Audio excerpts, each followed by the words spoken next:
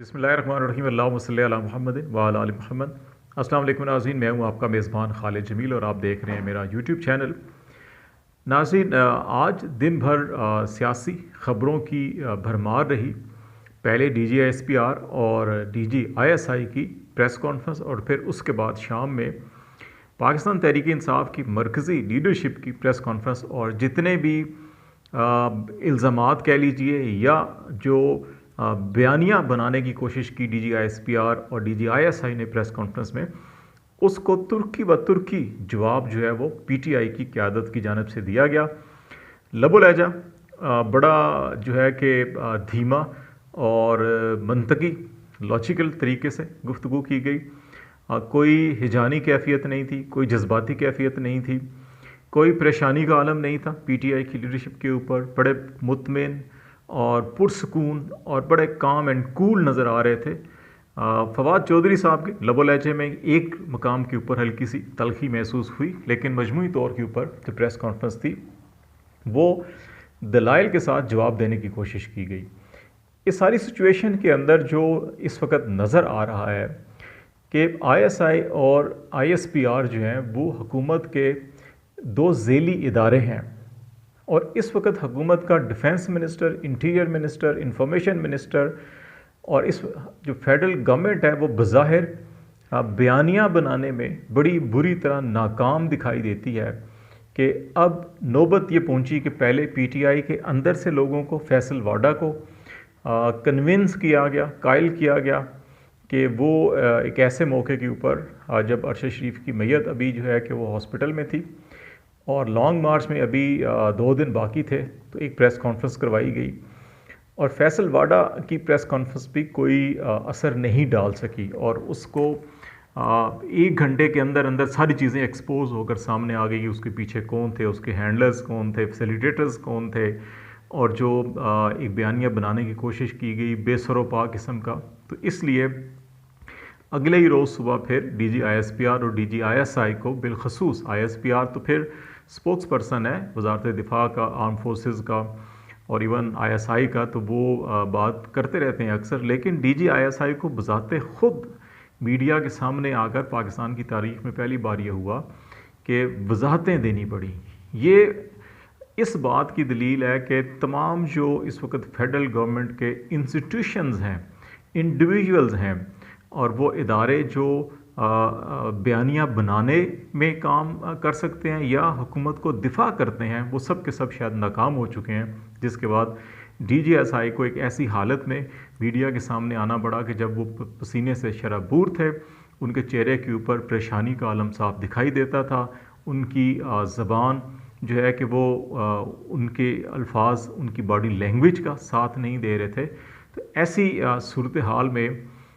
दूसरी तरफ जो हम देखते हैं PTI की लीडरशिप बड़ी मुतमिन है। इमरान खान TV चैनल्स के ऊपर अपीयर हुए, वहाँ पे एक इंटरव्यू दिया, उसके अंदर भी बड़े वो मुतमिन दिखाई दिए और इस प्रेस कॉन्फ्रेंस के हवाले से, इस बयानिए के हवाले से,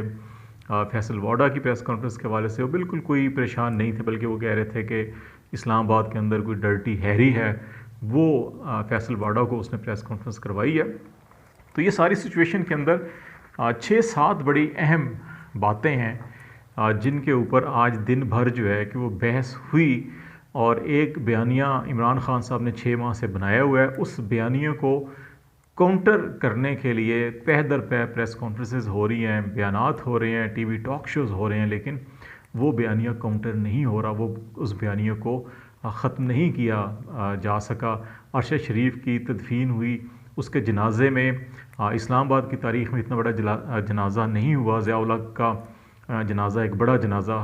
जो है कि शुमार किया जाता था इस्लामाबाद की तारीख़ में, लेकिन ये उससे भी बड़ा जो है कि ये जनाजा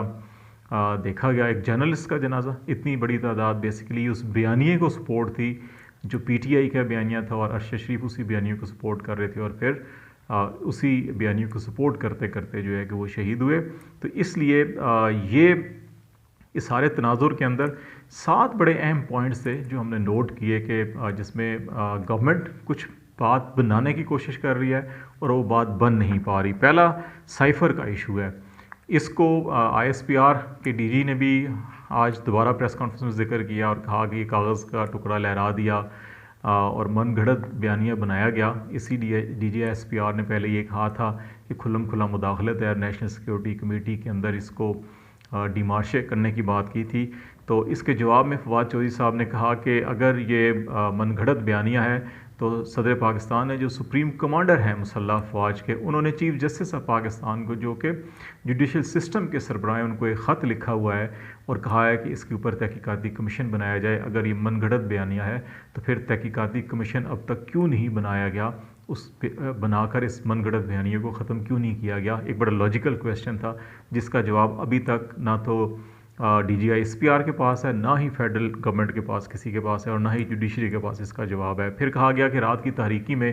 ملتے ہیں، دوپہر کو غدار کہتے ہیں. اسد عمر صاحب نے اور فواد چودھری اور شاہ محمود قریشی نے تینوں نے اس کے اوپر بات کی اور کہا کہ ہم تو رات کی تاریکی میں کوئی بھی ملتا ہے، ہمارا صرف ایک ہی مطالبہ ہے کہ ملک میں صاف اور شفاف الیکشن کروائے جائیں. پبلکلی بھی ہم یہ کہتے ہیں رات کی تاریکی میں ملیں یا دن کی روشنی میں ملیں، ہمارا یہی مطالبہ ہے. اور اس کے اندر اگر کوئی غیر آئینی انکانسٹیٹیوشنل بات ہے تو وہ D G I S P R اور D G I S I جو ہیں کہ وہ بتائیں کہ اس کے اندر کون سی ایسی انکانسٹیٹیوشنل بات ہے کہ صاف اور شفاف غیر جانبدار الیکشنز کروائے جائیں، اور یہ آئین پاکستان بھی یہی کہتا ہے. پھر کہا کہ فوجی ملٹری لیڈرشپ کی ساکھ کو جو غدار کا لفظ استعمال کیا گیا اور جو بات کی گئی، اس پہ بھی پی ٹی آئی کی لیڈرشپ نے کہا کہ فوجی لیڈرشپ یقینی طور کے اوپر اتنی ہی اہم ہے جتنی پاکستان کی تمام جو نیشنل لیڈرشپ ہے، پولیٹیکل لیڈرشپ ہے، اور ایسی لیڈرشپ جس میں پاکستان کی ایک سب سے بڑی اور سب سے زیادہ جو عوام کی تعداد ہے جس کو سپورٹ کرتی ہو، اس کی بھی ساکھ کا معاملہ ہے. اور اگر آپ دن بھر پریس کانفرنسیں کریں گے ان کے خلاف اور اس قسم کی بے بنیاد باتیں کریں گے تو پھر ان کی ساکھ کا بھی احترام کیا جانا چاہیے. اور یہ دونوں اطراف کے اوپر سوچ ڈیولپ ہونی چاہیے کہ لیڈرشپ کا احترام کیا جائے اور اس کی کریڈیبلٹی اور ساکھ کے اوپر ہاتھ نہ اٹھایا جائے. پھر یہ ایک ڈی جی آئی ایس آئی نے کہا کہ ان کو انٹرویو میں یہ پوچھا گیا سب سے بڑا مسئلہ کیا ہے، تو انہوں نے کہا معاشی، لیکن انٹرویو لینے والے صاحب نے، عمران خان نے انٹرویو کیا تھا ان کا جب وہ ڈی جی آئی ایس آئی لگ رہے تھے اور نام نہیں لیا، تو انہوں نے کہا جی ان کا کہا کہ نہیں میرے خیال میں اپوزیشن ہے. اسد عمر صاحب نے اس کو اسپیسیفکلی کہا کہ میری عمران خان صاحب سے بات ہوئی اور انہوں نے کہا کہ یہ بات ضرور کرنا پریس کانفرنس میں. انہوں نے کہا کہ بالکل عمران خان یہ سمجھتے ہیں کہ اس وقت پاکستان کے اندر معیشت کا دار و مدار بھی سارا کا سارا کرپشن کے اوپر ہے، اور جو ہماری اپوزیشن ہے وہ اس کے بیشتر جو قائدین ہیں وہ کرپٹ ہیں اور وہ کرپشن کے چارجز کے اندر انوالو ہیں. تو جب تک وہ احتساب، اکاؤنٹیبلٹی اور انصاف کا نظام ٹھیک نہیں ہوگا تو یہ اپوزیشن بھی ٹھیک نہیں ہوگی. تو اس تناظر میں انہوں نے بات کی تھی. اور پھر یہ کہا گیا کہ نفرت انگیز سیاست کی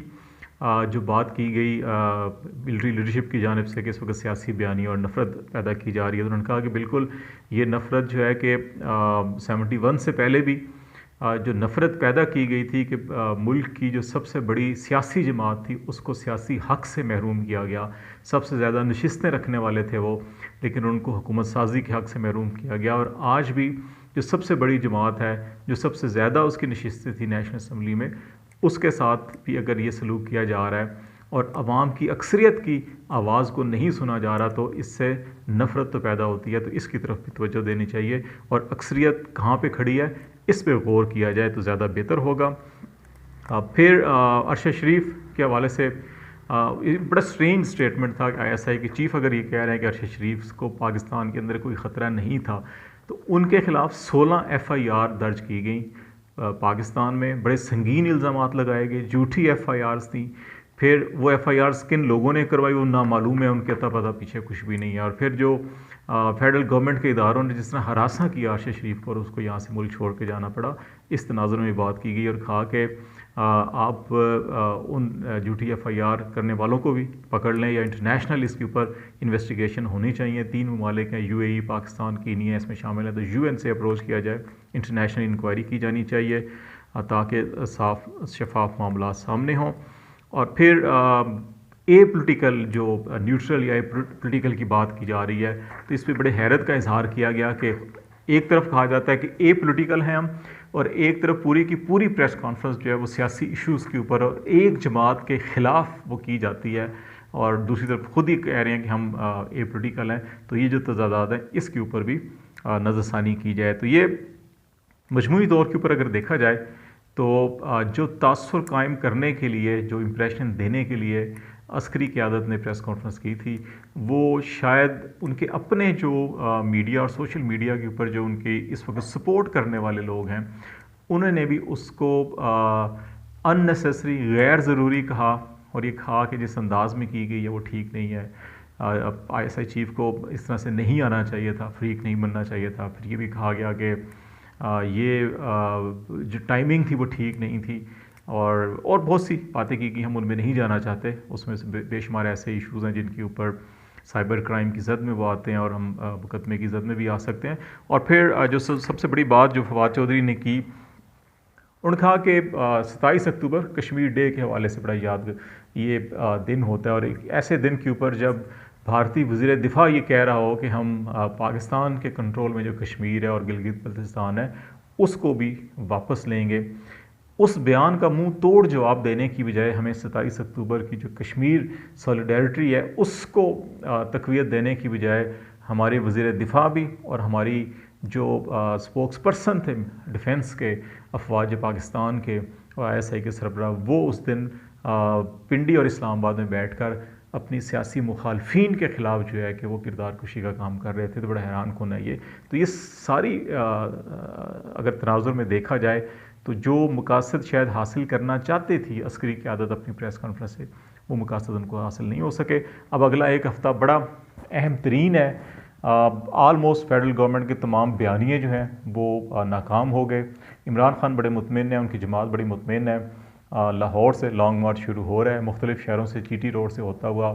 اسلام آباد پہنچے گا 4 نومبر کو. اور پھر کب تک یہاں پہ دھرنا دینا ہے وہ عمران خان طے کریں گے یہاں پہ آ کر. لیکن ایک چیز طے ہے، ان کا کہنا ہے جی کہ حکومت کے خاتمے اور انتخابات کے اعلان تک جو ہے کہ یہ تحریک جاری رہے گی. اس وقت جو سچویشن ہے اس سے لگتا ہی ہے کہ اگلے ایک ہفتوں کے اندر سیاسی طور کے اوپر بھی، انتظامی طور کے اوپر بھی کافی تبدیلیاں آ سکتی ہیں. ابھی بھی کوششیں ہو رہی ہیں کہ پی ٹی آئی کے اندر سے مزید کچھ لوگوں کو توڑا جائے، ان سے پریس کانفرنسیں کی جائیں عمران خان کے بیانیے یا اس کی طرز سیاست کے خلاف. دیکھیں وہ کامیاب ہوتی ہیں یا نہیں ہوتی. لیکن انتظامی سطحوں کے اوپر بھی کچھ تبدیلیوں کی باتیں کی جا رہی ہیں. تو لیٹس سی آنے والے دنوں میں کیا ہوتا ہے. فی الحال خالد جمیل کو اجازت دیجیے. اللہ حافظ.